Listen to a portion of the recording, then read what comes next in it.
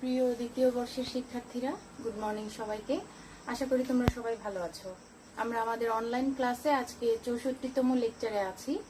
গত ক্লাসে আমরা হিসাব বিজ্ঞান প্রথম পত্র থেকে একটা নতুন অধ্যায় শুরু করেছি, যেটা আমাদের সিলেবাসের সর্বশেষ অধ্যায়, তৃতীয় অধ্যায় ব্যাংক সমন্বয় বিবরণী। এই অধ্যায় থেকে আমরা প্রাথমিক কিছু আলোচনা অলরেডি শেষ করেছি, যেমন ব্যাংক সমন্বয় বিবরণী বলতে আসলে আমরা কি বুঝি, তারপর ব্যাংক সমন্বয় বিবরণী প্রস্তুতের উদ্দেশ্য, ব্যাংক বিবরণী বিষয়টা আসলে কি, তারপর আমানতকারীর নগদান বইয়ের ব্যাংক উদ্বৃত্ত এবং ব্যাংক বিবরণীর ব্যাংক ব্যালেন্সের মধ্যে কি কি কারণে গরমিল হতে পারে, সেই গরমিলের কারণসমূহগুলো সম্পর্কে আমরা ভালো ধারণা নিয়েছি গত ক্লাসে। তারপর নগদান বইতে ব্যাংক সংক্রান্ত লেনদেনের যে জাবেদাগুলো সাধারণত আমরা করি, সেই জাবেদাগুলো একবার রিভাইজ করেছি। তো এই সমস্ত বিষয় আমরা গত ক্লাসে জেনেছি, এবং ব্যাংক সমন্বয় বিবরণী প্রস্তুতের কয়েকটি পদ্ধতি আছে, সেই পদ্ধতিগুলোর নাম লিখে আমি পদ্ধতিগুলো সম্পর্কে প্রাথমিক কিছু ধারণা তোমাদের দিয়েছি। তো আজকে সেই ব্যাংক সমন্বয় বিবরণী প্রস্তুতের যে 3টা পদ্ধতি আছে, সেই 3টা পদ্ধতি সম্পর্কে আমরা যেহেতু অলরেডি নামগুলো জেনেছি এবং পদ্ধতিগুলো সম্পর্কেও একটু ধারণা নিয়েছি, তো সেই পদ্ধতিগুলো নিয়েই আজকে আলোচনা করব। এবং প্রথম যে পদ্ধতি, 1 নম্বর পদ্ধতি, একক জের বা প্রচলিত পদ্ধতি, সেই পদ্ধতিতে কিভাবে ব্যাংক সমন্বয় বিবরণী প্রস্তুত করতে হয় তার নমুনা ছকটা আজকে শিখব। তোমরা প্রত্যেকে তোমাদের হিসাব বিজ্ঞান প্রথম পত্র বইটা সামনে নাও, তৃতীয় অধ্যায় খোলো এবং তৃতীয় অধ্যায়ের টপিক নাম্বার 3.06 সেটা সামনে খোলা রাখো। এবং অবশ্যই আমি যে নমুনা ছকটা তোমাদের প্রথম পদ্ধতি থেকে শিখাবো, সেই ছকটা তোমাদের খাতায় লিখে প্র্যাকটিস করতে হবে এবং একদম মুখস্থ রাখার মতো করে তোমাদের শিখতে হবে সেইভাবে। ঠিক আছে, তাহলে চলো আমরা আমাদের ক্লাসের যেই আজকে আলোচ্য বিষয় সেগুলো আমরা শুরু করি। আমরা হিসাব বিজ্ঞান প্রথম পত্র অধ্যায় 3 ব্যাংক সমন্বয় বিবরণী থেকে আজকে শিখব ব্যাংক সমন্বয় বিবরণী প্রস্তুতের পদ্ধতি। ঠিক আছে, পদ্ধতিগুলো হচ্ছে 3 ধরনের। 1 নাম্বার হচ্ছে একক জের পদ্ধতি বা প্রচলিত পদ্ধতি, দ্বিতীয়টা হচ্ছে উভয় জের বা জের বলতে এখানে ব্যালেন্স বোঝায়। অনেক সময় বলা থাকে যে উভয় ব্যালেন্স সংশোধনী পদ্ধতি, এজন্য আমি ব্যালেন্স কথাটা ব্র্যাকেটে লিখেছি, উভয় জের সংশোধনী পদ্ধতি। আর লাস্টেরটা হচ্ছে আমানতকারীর বই সংশোধনী পদ্ধতি। মূলত 3টা পদ্ধতি নিয়ে আমি গত ক্লাসে কিছু প্রাথমিক ধারণা তোমাদের দিয়েছি এবং বইতেও বিস্তারিত ভাবে আছে। একক জের পদ্ধতি বা প্রচলিত পদ্ধতি হচ্ছে, আমরা জানি আমানতকারী নগদান বই প্রস্তুত করে সেখানে একটা ব্যাংক ব্যালেন্স বের হয়, হয়তোবা ব্যাংক জমার উদ্বৃত্ত বের হয়, অথবা ব্যাংক জমাতিরিক্ত বের হয় কখনো উদ্বৃত্ত। আবার সেই আমানতকারী যে সমস্ত ব্যাংক সংক্রান্ত লেনদেনগুলো তার নগদান বইতে লিপিবদ্ধ করে, একই লেনদেন ব্যাংক তার ব্যাংক বিবরণীতেও লিপিবদ্ধ করে, আমানতকারীর নামে যে খতিয়ানটা সে সংরক্ষণ করে। তো একটা নির্দিষ্ট দিনে যেহেতু 2টা বইয়ের জেরই সমান হওয়ার কথা, কিন্তু বাস্তবে দেখা যায় যে বেশিরভাগ ক্ষেত্রেই নগদান বইয়ের একটা জের, ব্যাংকের জের আর ব্যাংক বিবরণীর জের 2টা সমান হয় না, বেশিরভাগ ক্ষেত্রে দেখা যায়। এই গরমিলের বিভিন্ন কারণ রয়েছে, কারণগুলো আমরা জেনেছি। তো এই 2টা জেরের অসমান হওয়ার যে কারণ, সেই কারণগুলো খুঁজে বের করে সেগুলো সমন্বয় সাধনের মাধ্যমেই সাধারণত 2টা জেরের মধ্যে সমন্বয় সাধন করা হয় বা সমান করা হয় 2টা জেরকে। তো যে বিবরণীর মাধ্যমে এই সমন্বয়ের কাজটা করা হয় তাকে ব্যাংক সমন্বয় বিবরণী বলা হয়। আর এই ব্যাংক সমন্বয় বিবরণী 3টা পদ্ধতিতে তৈরি করা যায়। বিভিন্ন ব্যবসা প্রতিষ্ঠানে 3টা পদ্ধতির যে কোনো একটা পদ্ধতি ইউজ করে এবং যে পদ্ধতিটা তারা পছন্দ করে সে পদ্ধতিতেই সবসময় ব্যাংক সমন্বয় বিবরণী প্রস্তুত করে থাকে। 3টা পদ্ধতির যে কোনো একটা পদ্ধতিতে আমাদের পরীক্ষায় অঙ্ক আসতে পারে। এজন্য আমাদের সিলেবাস অনুযায়ী আমরা আমাদের সিলেবাসে প্রথম 2টা পদ্ধতিতে অঙ্ক করার কথা বলা আছে। আর তৃতীয় পদ্ধতিটা হচ্ছে আমানতকারীর বই সংশোধনী পদ্ধতি, এটা সম্পর্কে আমরা গত ক্লাসে ধারণা নিয়েছি। একক জের পদ্ধতিটা হচ্ছে যে কোনো একটা বইয়ের জের সহকারে সমন্বয়ের কাজ শুরু করে, অর্থাৎ গরমিলের কারণগুলো খুঁজে বের করে নগদান বইয়ের জের অথবা ব্যাংক বিবরণীর জের, যে কোনো একটা জের নিয়ে সমন্বয়ের কাজ করা হয়। অর্থাৎ যে বিষয়গুলো যোগ করার, গরমিলের কারণগুলো খুঁজে বের করে যেগুলো যোগ করার কথা যোগ করা হয় সেই উদ্বৃত্তের সাথে, অথবা যেগুলো বিয়োগ করার কথা বিয়োগ করা হয়, এরকম সমন্বয় করে করে অপর বইয়ের জেরে পৌঁছানোর যে পদ্ধতি সেটাই হচ্ছে একক জের বা প্রচলিত পদ্ধতি। অর্থাৎ নগদান বইয়ের জের নিয়ে যদি আমরা সমন্বয়ের কাজ করি, তাহলে গরমিলের কারণগুলো সমন্বয় সাধন করে করে আমরা ব্যাংক বিবরণীর জেরে পৌঁছাবো। অর্থাৎ ফলাফলটা হবে আমাদের ব্যাংক বিবরণীর জের। সেটা হচ্ছে একক জের পদ্ধতি, একটা জের নিয়ে সমন্বয়ের কাজ করা। ঠিক আছে। আর উভয় জের সংশোধনী পদ্ধতি হচ্ছে আমাদের উদ্দীপকে একই সাথে দুইটা বইয়ের জেরই দেয়া থাকবে, নগদান বইয়ের ব্যাংকের জের দেয়া থাকবে এবং ব্যাংক বিবরণীর জেরও দেয়া থাকবে। তখন গড়মিলের কিছু কারণ দেয়া থাকবে, সেই কারণগুলো থেকে খুঁজে বের করতে হবে কোনগুলো নগদান বইয়ের জেরের সাথে সমন্বয় করতে হবে, যোগ বিয়োগ করতে হবে, এবং কোন কারণগুলো গড়মিলের কারণগুলো ব্যাংক বিবরণীর জেরের সাথে সমন্বয় করতে হবে। তারপর উভয় বইয়ের জেরের সাথে যেগুলো সমন্বয় করার কথা সমন্বয় করে করে লাস্টে গিয়ে আমরা দুইটা বইয়েরই একটা সমান রেজাল্ট পাবো। এটাকেই বলা হচ্ছে উভয় ব্যালেন্স বা উভয় জের সংশোধনী পদ্ধতি। অর্থাৎ লাস্ট মোমেন্টে গিয়ে দুইটা বইয়ের জেরই দেখা যাবে যে সমান হয়েছে। যদি সমান হয় তাহলে আমরা বুঝবো যে ব্যাংক সমন্বয় বিবরণী কাজটা আমাদের সঠিক হয়েছে। আর আমানতকারীর বই সংশোধনী পদ্ধতিতে হচ্ছে এক্ষেত্রে প্রথমে আমানতকারীর নামে একটা বই তৈরি করে নিতে হয়। সেখানে যে সমস্ত লেনদেনগুলো শুধু ব্যাংক বিবরণীতে ব্যাংক সংরক্ষণ করেছে কিন্তু আমানতকারীর বইতে লেখা হয়নি, সেই বিষয়গুলো প্রথমে আমানতকারীর বইতে লেখা হয়। যেমন ব্যাংক চার্জ, ব্যাংক জমার সুদ, তারপর আমানতকারী ব্যাংক যদি আমানতকারীর হয়ে এমন কোনো কাজ করে দেয়, লভ্যাংশ আদায় করে, বিনিয়োগের সুদ আদায় করে বা কোনো খরচ পরিশোধ করে, যেগুলো শুধুমাত্র ব্যাংক বিবরণীতে লেখা হয়েছে কিন্তু আমানতকারীর বইতে লেখা হয়নি, সেই ক্ষেত্রে আমানতকারীর নামে একটা বই তৈরি করা হয়। সেই ব্যাংক বিবরণীতে লিখিত বিষয়গুলো তখন আমানতকারীর বইতে লিখে, যেগুলো শুধুমাত্র ব্যাংক বিবরণীতে লেখা হয়েছে, আমানতকারীর বইতে লেখা হয়নি, সেই বিষয়গুলো লিখে আমানতকারীর বইয়ের একটা ব্যাংক উদ্বৃত্ত নির্ণয় করা হয়। সেটা হচ্ছে আমানতকারীর বই অনুযায়ী বা নগদান বই অনুযায়ী ব্যাংক জমার উদ্বৃত্ত। এই উদ্বৃত্ত নিয়ে তখন ব্যাংক সমন্বয় বিবরণীর কাজ তৈরি করা হয়।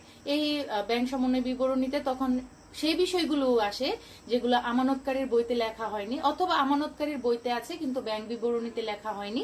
তখন এইরকম সমন্বয় সাধন করে আমানতকারীর বই সংশোধনী পদ্ধতিতে ব্যাংক সমন্বয় বিবরণী প্রস্তুত করা হয়। তোমরা তিনটা পদ্ধতি সম্পর্কে আরো বিস্তারিত ভাবে জানতে পারবে তোমাদের বইতে। অনেক প্রতিষ্ঠান এই পদ্ধতিতেও ব্যাংক সমন্বয় বিবরণীর কাজ করে থাকে, অনেকে পছন্দ করে অনেক প্রতিষ্ঠান। তবে বেসিক্যালি এই দুইটা পদ্ধতি বহুল প্রচলিত, এই দুইটা পদ্ধতিতে ম্যাক্সিমাম অঙ্ক আমাদের বইতে দেয়া আছে, তাই আমরা এই দুইটা পদ্ধতিতে শিখবো এবং আমাদের সিলেবাসেও এই অনুযায়ী করার কথা বলা আছে। তো আজকে আমরা শুধুমাত্র প্রথম পদ্ধতির নিয়মটা বা নমুনা ছকটা শিখবো। তারপর এই পদ্ধতির নমুনা ছক শিখে বা নিয়মটা শিখে পদ্ধতি অনুযায়ী একটা বা দুইটা অঙ্ক করে আমরা দ্বিতীয় পদ্ধতি নিয়মটা শিখে তারপর সেই পদ্ধতির অঙ্ক করব। এভাবে আমরা আগাবো। ঠিক আছে। তাহলে আজকে আমরা একক জের পদ্ধতি বা প্রচলিত পদ্ধতি, এই পদ্ধতির নিয়মটা শিখবো। তোমরা তোমাদের খাতা বের করো। এই পদ্ধতিতে যে নমুনা ছকটা আছে সেটা বইতেও আছে, কিন্তু আমি বোর্ডে লিখে তোমাদের জন্য বুঝিয়ে দিব যেন তোমরা আরেকটু সহজভাবে বুঝতে পারো। তবে ছক লেখার আগে বা ছকটা শুরু করার আগে, নমুনা ছকটা শুরু করার আগে আমি একটা নোট তোমাদের জন্য লিখে রেখেছি, যেটা তোমরা প্রত্যেকে খাতায় উঠাবে।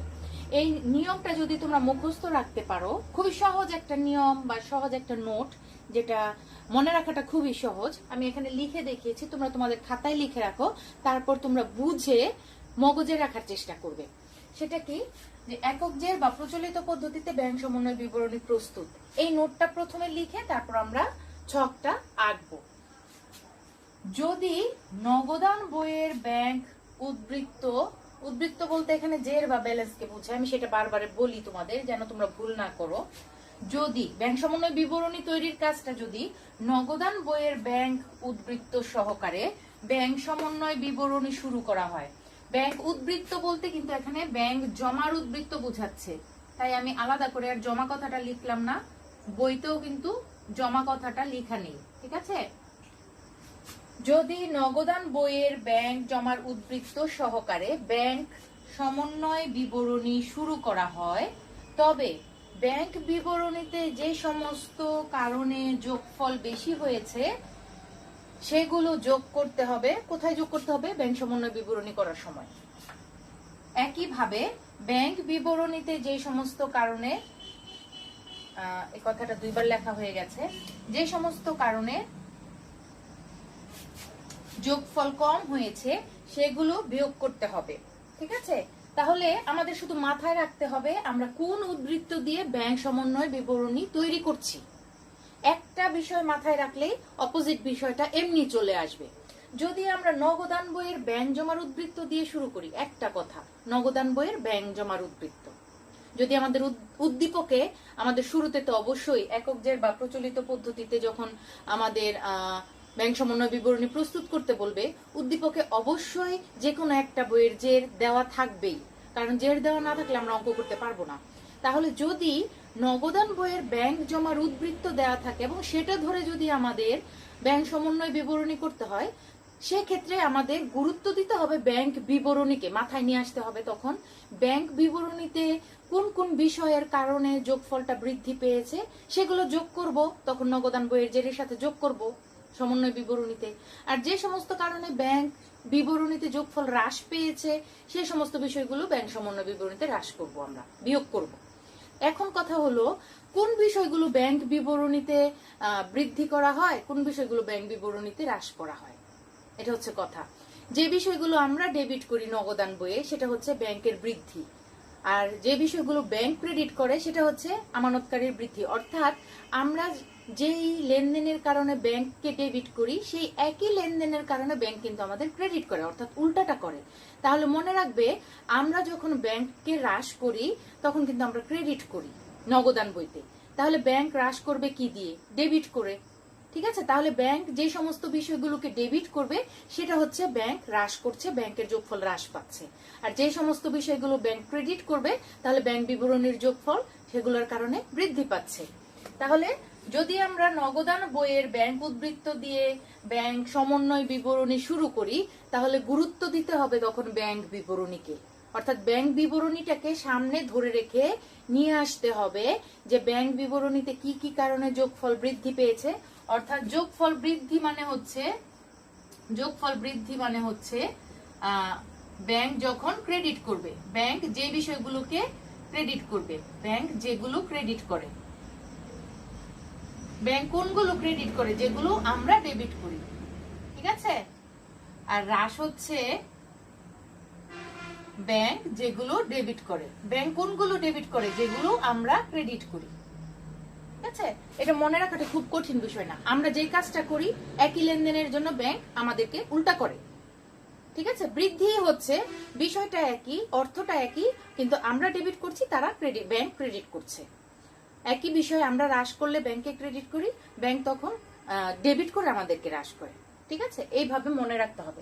অর্থ একই, বৃদ্ধি হ্রাস আমাদের কাছে যা ব্যাংকের কাছেও তা, কিন্তু শুধুমাত্র নগদান বইয়ের বৃদ্ধি বলতে নগদান বইতে ব্যাংক ডেবিট আর ব্যাংকের বইতে ক্রেডিট, আর এখানে হ্রাস বলতে আমাদের নগদান বইতে ব্যাংক ক্রেডিট আর ব্যাংকের বইতে ডেবিট।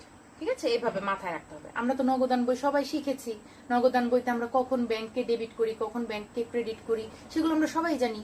তাহলে সেই অনুযায়ী সেই বিষয়টা ধরে আমরা ব্যাংক বিবরণীটাকে নিয়ে আসবো যে আমরা যদি এটাকে ডেবিট করি ব্যাংক তাহলে ক্রেডিট করছে, মানে বাড়াচ্ছে, আর আমরা যদি এটাকে হ্রাস করি তাহলে ব্যাংক এটাকে হ্রাস করলে আমরা ব্যাংকে ক্রেডিট করি, তাহলে ব্যাংক আমাদেরকে ডেবিট করছে। তাহলে যে সমস্ত কারণে ব্যাংকের যোগফল বৃদ্ধি পাচ্ছে সেই সমস্ত, অর্থাৎ ব্যাংক ক্রেডিট করছে যে বিষয়গুলো, সেই গরমিলের কারণের মধ্যে যদি আমরা খুঁজে পাই যে ব্যাংক এই বিষয়গুলো ক্রেডিট করেছে কিন্তু নগদান বইতে লেখা হয়নি, তখন আমরা যদি এই যে ধরে কাজ করি তাহলে ব্যাংক যেগুলো ক্রেডিট করেছে, বৃদ্ধি করেছে যে সমস্ত কারণে যোগফল, সেগুলো আমরা এই নগদান বইয়ের জের দিয়ে সমন্বয়ের কাজ শুরু করলে সমন্বয়ের ক্ষেত্রে তখন এগুলো যোগ করব। ঠিক আছে, যদি আমরা এই জের দিয়ে করি, মাথায় রাখবে অন্য জের না, যদি আমরা এই জের দিয়ে অঙ্ক শুরু করি তাহলে যেটা আমাদের যোগ করার কথা, ব্যাংক বিবরণীতে যেগুলো ক্রেডিট হয়েছে বা যোগফল বৃদ্ধি পেয়েছে সেগুলো আমরা এখানে যোগ করব, একই কথা। আর যেগুলোর কারণে হ্রাস পেয়েছে সেগুলো আমরা এখানে মাইনাস করব। এটা শুধু মাথায় রাখলে অপোজিট নিয়মটা এমনি চলে আসবে। এখানে একটা কথা মাথায় রাখো, আমরা জানি এখানে আমাদের বৃদ্ধি মানে হচ্ছে নগদান বইয়ের ডেবিট, নগদান বই ডেবিট, ওই একই বৃদ্ধির কারণে ব্যাংক বিবরণী ক্রেডিট। ঠিক আছে, আমরা যেটাকে ডেবিট করছি ব্যাংক ক্রেডিট করছে, আমরা যেটাকে ক্রেডিট করছি ব্যাংক সেটাকে ডেবিট করছে। অর্থ কিন্তু একই, দেখো অর্থ কিন্তু একই।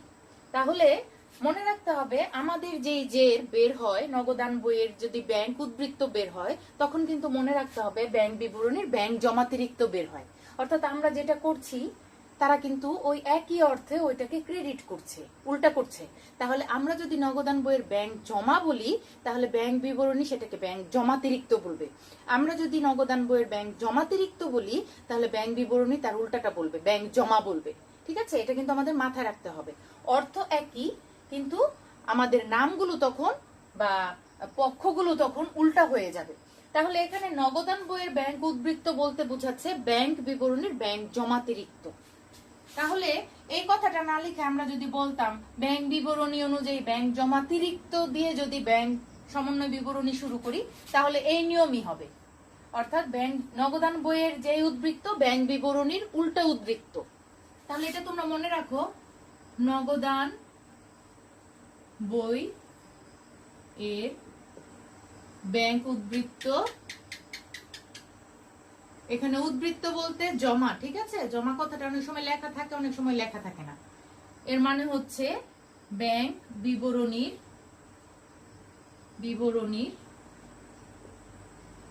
ব্যাংক জমাতিরিক্ত।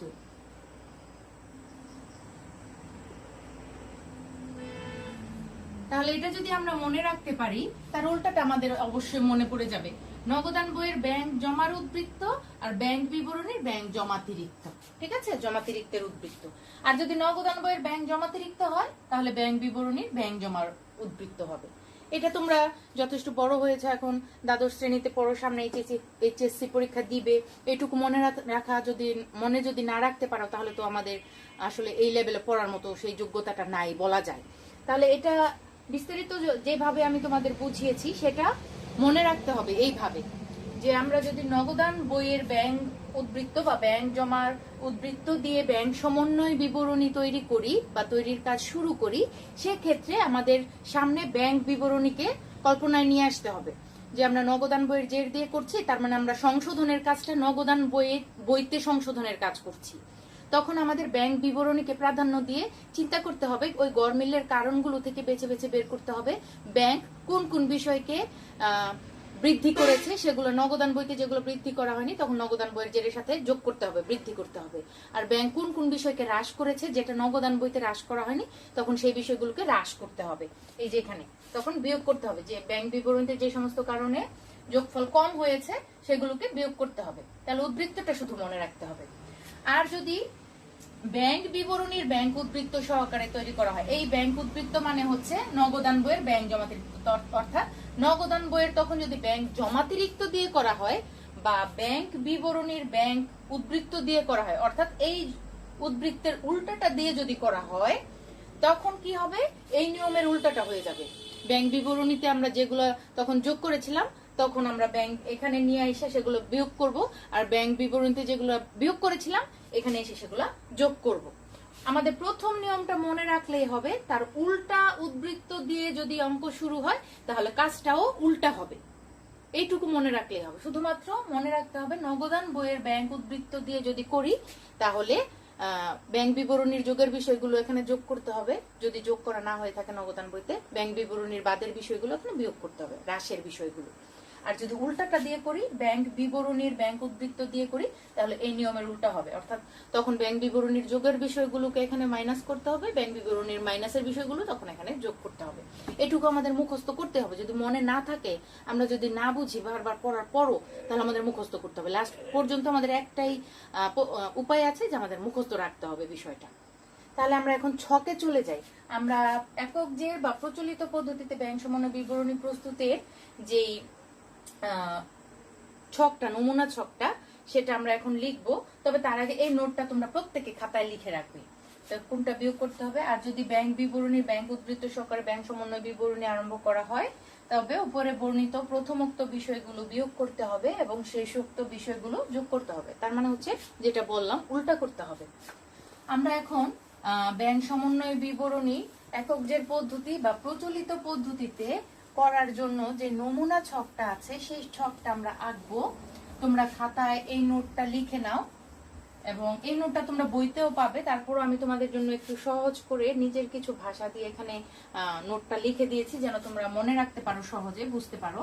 তা আমরা এখন ছকটা আঁকবো। তোমরা খাতায়ও ছকটা আঁকার জন্য প্রস্তুত হও। অবশ্যই ছক আঁকবে পেন্সিল দিয়ে, কিন্তু লেখাগুলো কি দিয়ে লিখবো আমরা? কলম দিয়ে। ঠিক আছে, তাহলে আমি ছকটা তোমাদের জন্য নিয়মের ছকটা লিখে দিই, তোমরা সুন্দর করে লিখো যে একক জের পদ্ধতি বা প্রচলিত পদ্ধতিতে ব্যাংক সমন্বয় বিবরণী প্রস্তুত করার নমুনা ছক লিখে তারপর তোমরা ছকটা আঁকার কাজ শুরু করো। বইতেও আছে, আমি তোমাদের জন্য করে দিচ্ছি। ডিয়ার স্টুডেন্টস, নমুনা ছকটা একটু দেখো। তোমরা খাতায় যেভাবে লিখবে বা অঙ্ক করার সময় যেভাবে বিষয়গুলো বসাবে সেটা এই নিয়মের মধ্যেই আমাদের থাকতে হবে। এবং আমি তোমাদের বলেছি, আমরা যদি নোটটাতে শুরুতে বলে দিয়েছিলাম যে যদি নগদান বইয়ের ব্যাংক জমার উদ্বৃত্ত দিয়ে শুরু করি, নগদান বইয়ের ব্যাংক জমা মানে হচ্ছে ব্যাংক বিবরণীর ব্যাংক জমাতিরিক্ত, একই কথা।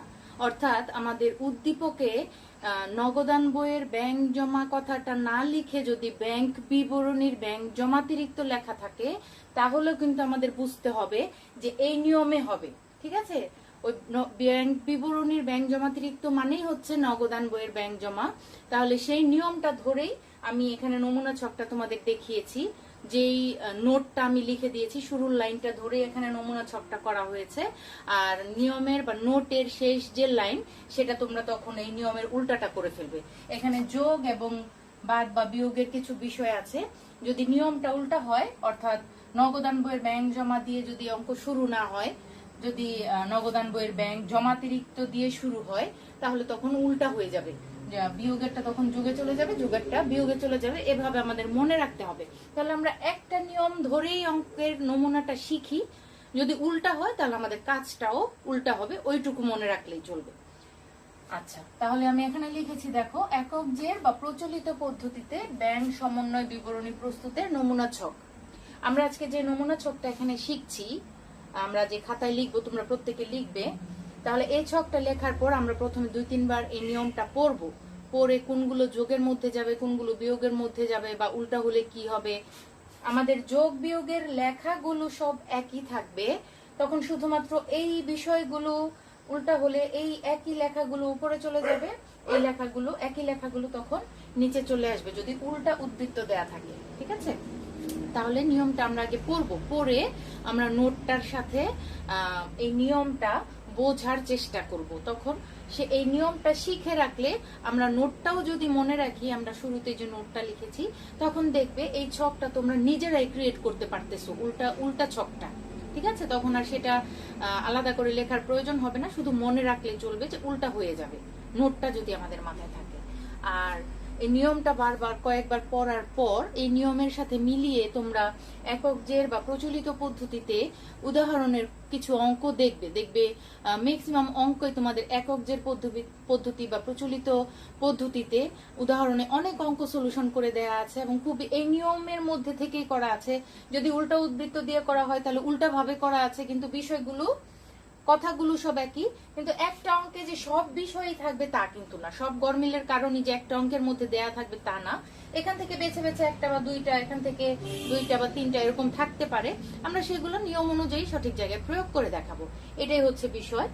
আর তোমরা উদাহরণগুলো স্টাডি করবে, এই নিয়মের ছকটা পড়ে এই পদ্ধতিতে যে উদাহরণগুলো আছে 3-4টা উদাহরণ স্টাডি করবে, তারপর খাতায় পড়বে। সেইভাবে করার পর দেখবে তোমাদের কাছে অঙ্কগুলো সহজ মনে হচ্ছে। নেক্সট ক্লাসে আমরা যখন এই পদ্ধতিতে একটা অঙ্ক করব তখন দেখবে সেই অঙ্কটা তোমরা সহজে বুঝে যাচ্ছ। আমি বোঝানোর সাথে সাথেও বুঝতে পারো, অথবা আমি যখন অঙ্কটা বোর্ডে করব করার সাথে সাথেও তোমরা বুঝে ফেলতে পারো। কিন্তু তার আগে এই নিয়মটাকে ফলো করে নিয়মটা আগে শিখতে হবে এবং সেই অনুযায়ী কিছু উদাহরণ তোমাদেরকে আগে স্টাডি করতে হবে।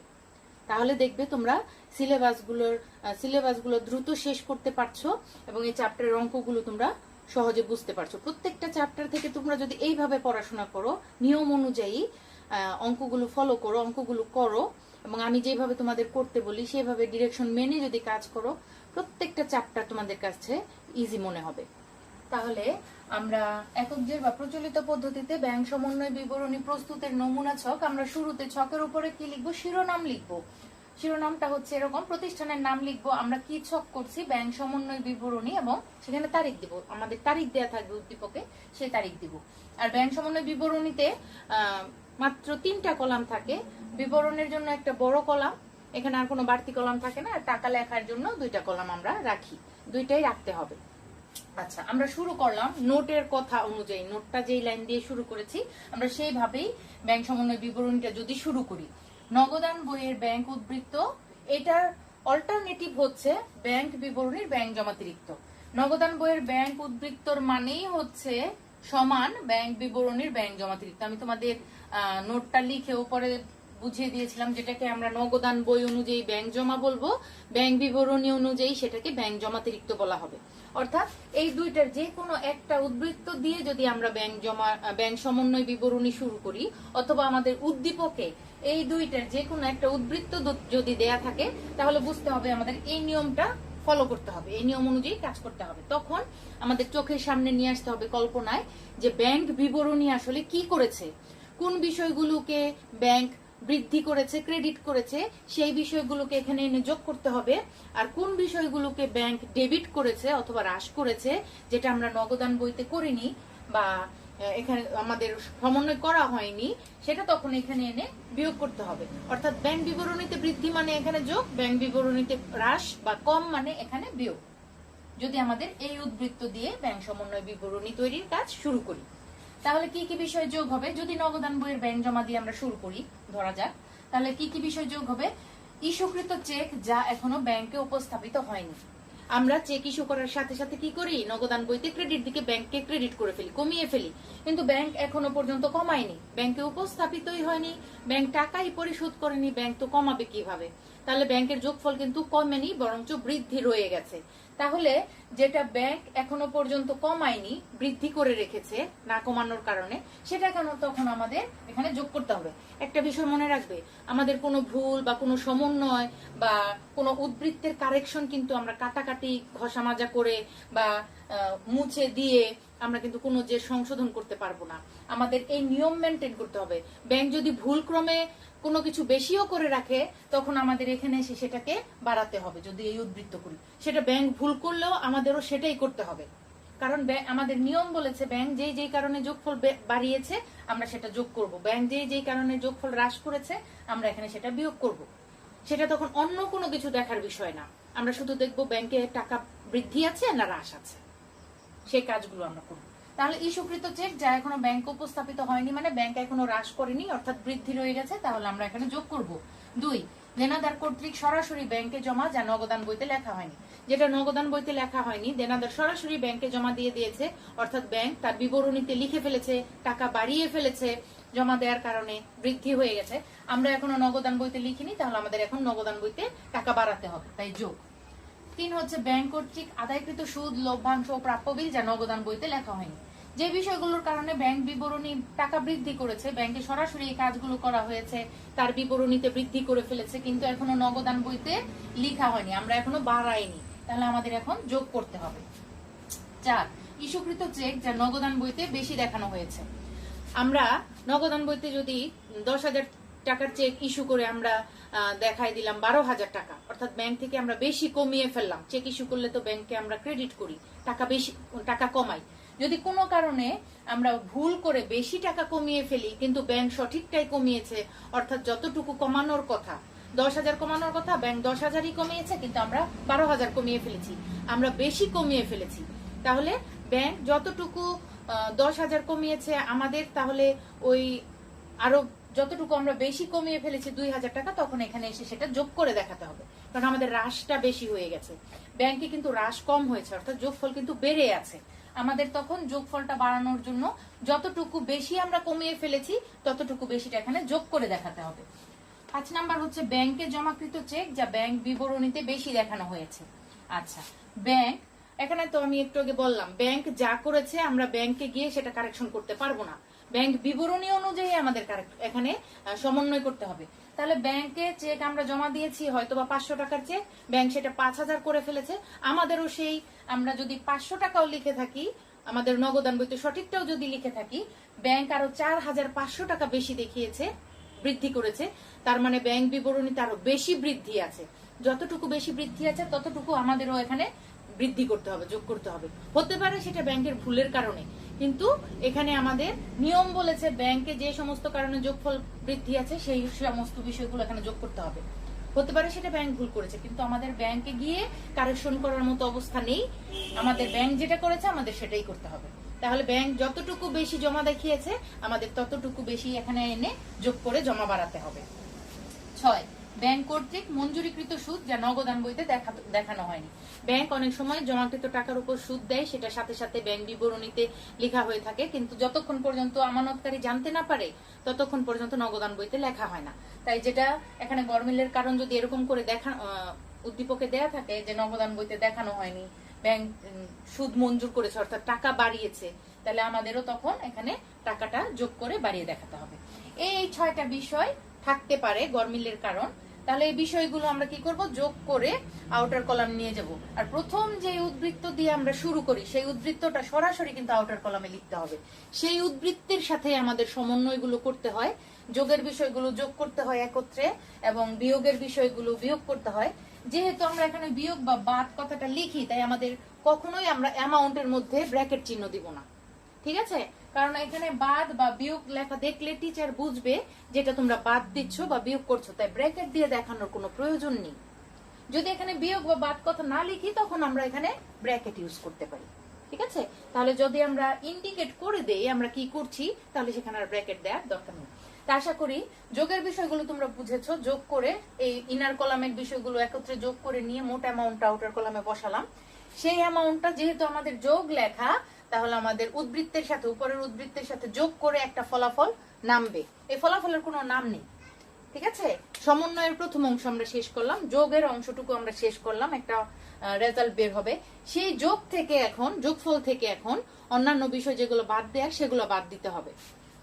বাদ বা বিয়োগ কি কি বিষয় যাবে? ব্যাংকে জমাকৃত চেক যা ব্যাংক কর্তৃক আদায় হয়নি বলে ব্যাংক বিবরণীতে দেখানো হয়নি। আমরা ব্যাংকে চেক জমা দেওয়ার সাথে সাথে কি করি, আমাদের ব্যাংক হিসাবকে ডেবিট করে ফেলি নগদান বইতে, কিন্তু এখনো পর্যন্ত ব্যাংক কিন্তু ক্রেডিট করেনি, তার মানে কমিয়ে রেখেছে। ক্রেডিট করেনি মানে বৃদ্ধি করেনি, অর্থাৎ ব্যাংকের যোগফলটা কিন্তু এখনো হ্রাস রয়ে গেছে। তাহলে ব্যাংক যেহেতু বৃদ্ধি করেনি, তাহলে আমাদের তো বৃদ্ধি করা মানে ভুল, তাহলে আমাদেরও হ্রাস করতে হবে। তাহলে এখানে বিয়োগের অংশে দেখাতে হবে যেটা ব্যাংক কর্তৃক আদায় হয়নি বলে ব্যাংক বিবরণীতে দেখানো হয়নি, অর্থাৎ ব্যাংকে জমা পড়েনি, টাকাটা বেশি হয়নি, অর্থাৎ কম হয়েছে, তাই আমাদেরও বিয়োগ করতে হবে। 2, ব্যাংকে জমাকৃত চেক ও বিল প্রত্যাখ্যান। আমরা ব্যাংকে চেক জমা দেওয়ার সাথে সাথে কি করি, ডেবিট করে ফেলি ব্যাংককে, কিন্তু ব্যাংকে চেকটা উপস্থাপিত হওয়ার পর দেখা গেল পর্যাপ্ত অ্যামাউন্ট নেই ব্যাংকে, বা যার কাছ থেকে টাকা আদায় করার কথা তার হিসাবে হয়তো সেই পরিমাণ টাকা নেই, তাহলে চেকটা হয়তো কোনো কারণে প্রত্যাখ্যাত হলো। প্রত্যাখ্যাত হওয়ার মানে ব্যাংক বিবরণী তার সেই চেকটা লেখা হলো না। আমরা যতক্ষণ পর্যন্ত না জানি যে চেকটা প্রত্যাখ্যাত হয়েছে বা বিলটা প্রত্যাখ্যাত হয়েছে, ততক্ষণ পর্যন্ত নগদান বইতে কিন্তু ব্যাংক হিসাবকে বাড়িয়েই দেখাই। কিন্তু ব্যাংক বিবরণীতে প্রত্যাখ্যান, চেক বা বিল প্রত্যাখ্যান হলে সেটা তো ব্যাংক বিবরণীতে আর দেখায় না, অর্থাৎ ব্যাংক বিবরণীতে বৃদ্ধি করে না, হ্রাসই রয়ে যায়। তখন আমাদের সেটাকে বিয়োগের অংশে এনে সে প্রত্যাখ্যাত বিষয়গুলোকে, জমাকৃত চেক যদি প্রত্যাখ্যান হয়, ইস্যুকৃত না, জমাকৃত চেক যদি প্রত্যাখ্যান হয় তখন সেটাকে আমাদের হ্রাস করে দেখাতে হবে। 3, ব্যাংক কর্তৃক বিদ্যুৎ, গ্যাস ও পানি বিল, বীমা প্রিমিয়াম, প্রদেয় বিল ইত্যাদি পরিশোধ যা নগদান বইতে দেখানো হয়নি। অর্থাৎ এই বিষয়গুলো যদি ব্যাংক সরাসরি পরিশোধ করে তাহলে তার বিবরণীতে সে ডেবিট করে, কমায়, কিন্তু আমরা যতক্ষণ পর্যন্ত না জানি নগদান বইতে আমরা দেখাই না। তাই নগদান বইতে যেগুলো দেখানো হয়নি, যে বিষয়গুলো ব্যাংক বিবরণীতে যোগফল হ্রাস করেছে, তাহলে এখানে এনেও আমাদের নগদান বইতে বিয়োগের অংশে লিখে হ্রাস করতে হবে। 4 নাম্বার, ব্যাংকে জমাকৃত চেক যা নগদান বইতে বেশি দেখানো হয়েছে। তাহলে ব্যাংকে আমরা চেক জমা দিয়েছি, চেক হয়তো আমরা 500 টাকার চেক জমা দিয়েছি, ব্যাংক ঠিকই 500 টাকা বৃদ্ধি করেছে, কিন্তু আমরা বেশি বৃদ্ধি করে ফেলেছি, আমরা 5000 টাকা লিখে ফেলেছি। তাহলে আমরা যতটুকু বেশি দেখিয়েছি ততটুকু এখানে কমিয়ে দিব, কারণ ব্যাংক কিন্তু 500 টাকাই দেখিয়েছে, ব্যাংকের বইতে কিন্তু 4500 বেশি দেখানো নেই, ঠিক আছে? তাহলে আমরা যতটুকু এখানে জমা বেশি দেখিয়েছি ততটুকু এখানে হ্রাস করে দেখাবো। 5 নাম্বার হচ্ছে ইস্যুকৃত চেক ব্যাংক বিবরণীতে বেশি দেখানো হয়েছে। ব্যাংক বেশি কমিয়ে ফেলেছে, ব্যাংক ভুল করেছে, কিন্তু আমাদের এখানে করার কিছু নেই, ব্যাংক যেটা করেছে আমাদের সেটাই করতে হবে। ব্যাংক যতটুকু বেশি কমিয়েছে ততটুকু আমাদেরও এখানে কমিয়ে দেখাতে হবে, কারণ আমরা এই উদ্বৃত্ত দিয়ে শুরু করলে ব্যাংক বিবরণীকে প্রাধান্য দিব, ব্যাংক বিবরণী যা করবে আমাদেরও তাই করতে হবে। 6 ব্যাংক কর্তৃক ধার্যকৃত সুদ ও চার্জ যা নগদান বইতে দেখানো হয়নি। ব্যাংক সুদ বা চার্জ ধার্য করলে ব্যাংক থেকে টাকা কমে যায়, ব্যাংক বিবরণীতে ডেবিট করা হয়ে থাকে সাথে সাথে, কিন্তু নগদান বইতে সাথে সাথে না জানার কারণে আমরা সেটাকে কমাতে পারি না, ক্রেডিট করতে পারি না। তাই যখন নগদান বইতে দেখানো হয়নি, যখনই আমরা জানতে পারবো তখন আমরা নগদান বইতে সেটা কমিয়ে দেখাবো ব্যাংক বিবরণীর মতো। তাই এটা বাদের অংশে বা বিয়োগের অংশে দেখানো হয়। তাহলে এই 6টা বিষয় যোগের অংশে যাবে যদি নগদান বইয়ের ব্যাংক উদ্বৃত্ত দিয়ে আমরা শুরু করি বা ব্যাংক বিবরণীর ব্যাংক জমাতিরিক্ত দিয়ে শুরু করি, আর এই 6টা বিষয় বাদের অংশে যাবে। ঠিক আছে? আর বাদ দেওয়ার পর আমরা সবগুলো বাদের বিষয় একত্রে যোগ করে আউটার কলামে নিয়ে যাব এবং এই যোগফল থেকে সেগুলো কি করব? বাদ দিব। বাদ, এটা আমরা ব্র্যাকেট দিব না, তাহলে এই ফলাফলটা থেকে এটা আমরা বাদ দিলে একটা ফলাফল আসবে, সেই ফলাফলটার একটা নাম আছে। এই যোগ আর বাদ করার পরেই আমাদের ব্যাংক সমন্বয় বিবরণী করা কিন্তু শেষ। খুবই ছোট অঙ্ক, স্বল্প পরিসরের অঙ্ক, জাস্ট নিয়মটা শুধু মাথায় রাখলে অঙ্কটা সঠিক হয়ে যাবে। তাই আমাদের সঠিকভাবে নিয়মটা মাথায় রাখতে হবে। তাই এই ফলাফল থেকে আমরা যখন এই বিষয়ে টোটাল বাদের অংশটা বাদ দিব, যে ফলাফলটা আসবে সেই ফলাফলটা হচ্ছে খুবই মজার। উপরে যেই উদ্বৃত্ত দিয়ে শুরু করি ফলাফলটা সেই একই উদ্বৃত্ত থাকবে, উদ্বৃত্তের নামটা একই থাকবে, শুধুমাত্র তখন বইটা চেঞ্জ হয়ে যাবে। ঠিক আছে? বিবরণী বা বইটা তখন ফলাফলে গিয়ে উল্টা নাম এসে যাবে, উদ্বৃত্ত ঠিকই থাকবে। আমরা যদি ব্যাংক জমার উদ্বৃত্ত দিয়ে শুরু করি ফলাফলও আসবে ব্যাংক জমার উদ্বৃত্ত, কিন্তু নগদান বইয়ের যদি উদ্বৃত্ত দিয়ে শুরু করি ফলাফলটা আসবে ব্যাংক বিবরণীর ব্যাংক জমার উদ্বৃত্ত বা ব্যাংক উদ্বৃত্ত। আর আমরা যদি ব্যাংক বিবরণীর ব্যাংক জমাতিরিক্ত দিয়ে শুরু করি তখন উদ্বৃত্ত ঠিকই থাকবে, ফলাফলের নামটা গিয়ে তখন নগদান বইয়ের ব্যাংক জমাতিরিক্ত চলে আসবে। সেটাই দেখো লেখা আছে। যদি আমরা নগদান বইয়ের ব্যাংক জমার উদ্বৃত্ত দিয়ে শুরু করি ফলাফলটা আসবে ব্যাংক জমার উদ্বৃত্ত, কিন্তু এখানে আসবে ব্যাংক বিবরণী অনুযায়ী। দেখো, ব্যাংক বিবরণী অনুযায়ী ব্যাংক জমার উদ্বৃত্ত, উদ্বৃত্ত ঠিকই থাকবে, সেম থাকবে, বইটার নাম শুধু চেঞ্জ হয়ে যাবে ফলাফলের ক্ষেত্রে। অর্থাৎ এক উদ্বৃত্ত দিয়ে শুরু করে সমন্বয়ের মাধ্যমে অন্য উদ্বৃত্তে, অন্য বইয়ের উদ্বৃত্তে পৌঁছানোর যে কাজটা, যে পদ্ধতিটা, সেটাই একক জের বা প্রচলিত পদ্ধতিতে ব্যাংক সমন্বয় বিবরণী প্রস্তুত। এক বইয়ের জের দিয়ে শুরু করে সমন্বয়ের মাধ্যমে অন্য বইয়ের ওই জেরে পৌঁছানোর পদ্ধতি। তাহলে যে বই দিয়ে শুরু করব পৌঁছাবো অন্য বইতে বা অন্য বিবরণীতে, জের ঠিকই থাকবে। ঠিক আছে? তাহলে ব্যাংক বিবরণী দিয়ে শুরু করলে নগদান বই নাম হবে ফলাফলের নাম, আর উদ্বৃত্ত সেম থাকবে। নগদান বই দিয়ে শুরু করলে উদ্বৃত্ত ঠিকই থাকবে, নাম ফলাফলের নাম হয়ে যাবে ব্যাংক বিবরণী। ঠিক আছে? এভাবে মাথায় রাখবে, উদ্বৃত্ত সেম থাকবে ফলাফলে, যেটা যে উদ্বৃত্ত দিয়ে শুরু করব ফলাফলের উদ্বৃত্তের নাম সেম থাকবে, বইয়ের নামটা বা বিবরণীর নামটা তখন চেঞ্জ হয়ে যাবে। আর যদি আমাদের নগদান বইয়ের ব্যাংক জমাতিরিক্ত দিয়ে শুরু করি তখন এই যোগের বিষয়গুলো চলে যাবে বিয়োগে, বিয়োগের বিষয়গুলো যাবে যোগে। অর্থাৎ নগদান বইয়ের ব্যাংক জমাতিরিক্ত মানে ব্যাংক বিবরণীর ব্যাংক জমা, ব্যাংক জমার উদ্বৃত্ত। ঠিক আছে? ওইভাবে তখন মনে রেখে আমাদের কাজগুলো করতে হবে। তো তোমরা এই নিয়মটা পড়ে এই নিয়মের অধীনে প্রচলিত পদ্ধতিতে কিছু উদাহরণ দেখবে। উদাহরণ প্রচলিত পদ্ধতি বা একক জের পদ্ধতিতে ব্যাংক সমন্বয় বিবরণী উদাহরণ 1 থেকে 4 পর্যন্ত দেখবে। এই নিয়মের মধ্যে প্রয়োগ করবে। সবসময় যে এই উদ্বৃত্ত দিয়ে শুরু করা হবে তা কিন্তু না, আমি তো বলেছি উল্টা উদ্বৃত্ত দিয়েও শুরু করা হতে পারে, তখন নিয়মটা উল্টে যাবে। তাহলে তোমরা উদ্বৃত্তটা আগে খেয়াল করবে, তারপর নিয়মটা সামনে রেখে তোমরা খাতায় অবশ্যই নিয়মটা লিখে প্র্যাকটিস করবে, মুখস্থ করবে, নিয়মটা সামনে রেখে অঙ্কের সমাধানটা ফলো করবে যে ঠিকঠাক মতো আছে কিনা বা তোমরা বুঝতে পারছো কিনা। আর তোমরা 26, 28, 30 তোমাদের বইয়ের, আমি জানি না তোমাদের 2020 সংস্করণের বই, কিন্তু তোমাদের বইয়ের সেখানে 26 নাম্বার হচ্ছে একটা বোর্ডের অঙ্ক, 28, এটা আরেকটা বোর্ডের অঙ্ক, আরেকটা হচ্ছে 30, এটা আরেকটা বোর্ডের অঙ্ক। সেখানে 26 নাম্বার অঙ্কটা হচ্ছে তোমাদের হিসাব বিজ্ঞান প্রথম পত্র, আমি 2020 সংস্করণ থেকে এটা দিলাম।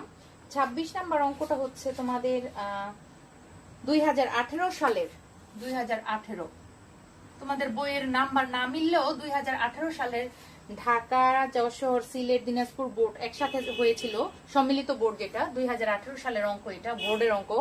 28 নাম্বারটা হচ্ছে ঢাকা বোর্ড 2017 ঢাকা। আর 30 নাম্বারটা হচ্ছে তোমাদের সিলেট বোর্ড 2017, 2017 এটা হচ্ছে সিলেট। তাহলে এই প্রথম 4টা অঙ্ক মিলবে, প্রথম 4টা অঙ্ক এককজের পদ্ধতিতে তোমরা দেখবে। আর সম্মিলিত বোর্ড 2018-এর একটা অঙ্ক উদাহরণে পাবে, ঢাকা বোর্ড 2017-এর একটা অঙ্ক পাবে, আর সিলেট বোর্ড 2017-এর একটা অঙ্ক পাবে। এই বোর্ডের 3টা অঙ্ক তোমরা দেখবে এককজের বা প্রচলিত পদ্ধতিতে করা আছে। এগুলো দেখে তোমরা প্র্যাকটিস করবে খাতায়। তারপর দেখবে তোমরা, আমি যখন বোর্ডে অঙ্ক করাচ্ছি, অনলাইন ক্লাসে যখন আমি অঙ্ক করাচ্ছি, তোমরা খুব সহজেই সেগুলো বুঝতে পারছো। ঠিক আছে? তাহলে ডিয়ার স্টুডেন্টস, আজকের ক্লাস আমাদের এ পর্যন্তই থাক। তোমরা নিয়মটা ভালো করে ফলো করো, নিয়ম ভালোভাবে শিখে উদাহরণের অঙ্কগুলো স্টাডি করো, তাহলে আর আমাদের এই চ্যাপ্টার অঙ্ক করতে কোনো কষ্ট হবে না। নেক্সট ক্লাসে আমরা এককজের পদ্ধতির একটা অঙ্ক করব। সবাই ভালো থাকো, সুস্থ থাকো। পরবর্তী ক্লাসে আবার সবার সাথে কথা হবে। ধন্যবাদ সবাইকে।